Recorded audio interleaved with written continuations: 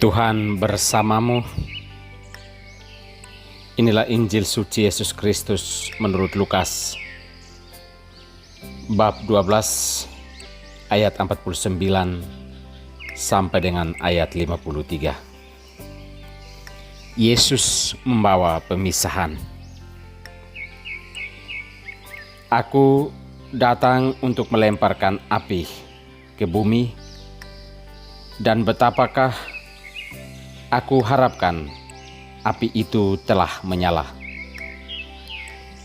Aku harus menerima baptisan, dan betapakah susahnya hatiku sebelum hal itu berlangsung. Kamu menyangka bahwa aku datang untuk membawa damai di atas bumi. Bukan, kataku kepadamu, bukan damai, melainkan pertentangan. Karena mulai dari sekarang akan ada pertentangan antara 5 orang dalam satu rumah, 3 melawan 2, dan 2 melawan 3. Mereka akan saling bertentangan, ayah melawan anaknya laki-laki, dan anak laki-laki melawan ayahnya. Ibu melawan anaknya perempuan, dan anak perempuan melawan ibunya. Ibu mertua melawan menantunya perempuan, dan menantu perempuan melawan ibu mertuanya. Demikianlah Injil Tuhan.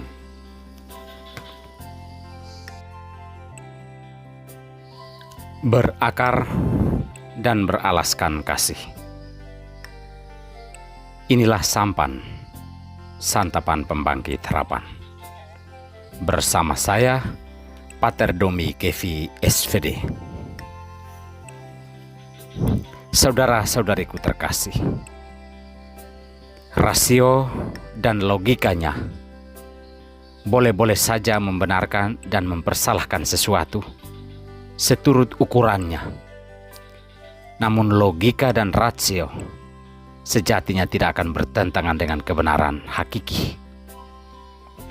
Rasionalisasi, mekanisme pembelaan diri boleh saja digunakan, tetapi untuk mempertahankan atau untuk membela siapa?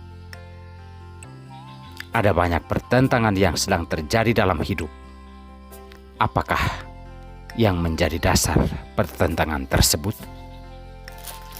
Saudara-saudariku terkasih, Yesus datang dengan membawa ke hadapan kita hari ini melalui Injil Lukas sebuah pertanyaan.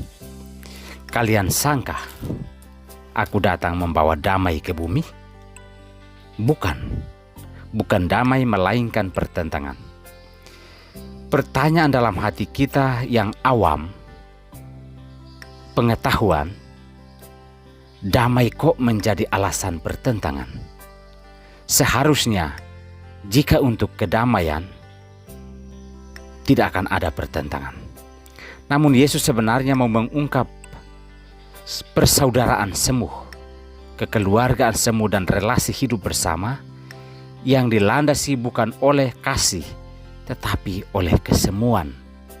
Logikanya bahwa tentang hal yang benar dan baik serta damai sebenarnya tidak ada pertentangan.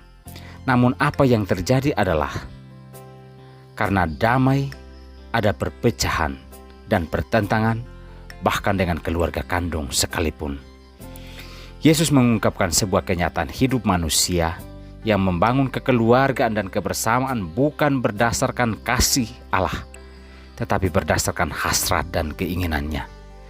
Jika hasratnya tidak terpenuhi, muncullah perselisihan dan pertentangan, dan berbagai argumen rasionalisasi mulai muncul untuk saling membenarkan diri. Paulus mengingatkan kita bahwa jika Kristus diam di dalam hati kita, maka kita akan berakar dan beralaskan kasih. Kuncinya ada di dalam Kristus.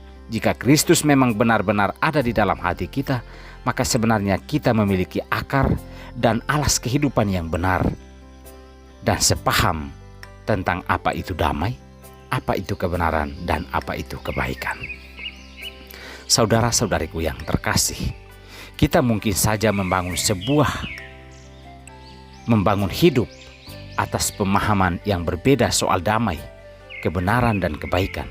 maka terjadilah pertentangan dan perselisihan atas nama damai dan kebenaran, yang sebenarnya tidaklah demikian.